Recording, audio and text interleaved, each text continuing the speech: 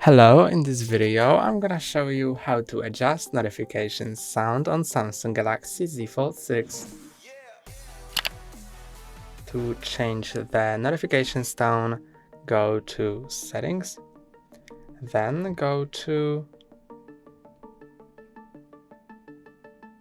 Sounds and Vibration. Click on Notification Sound, and now you can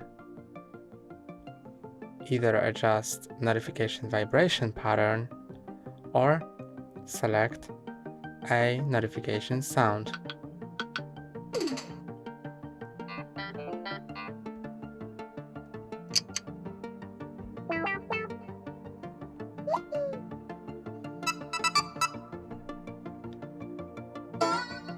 When you select the notification sound, just click on it, and now it's set.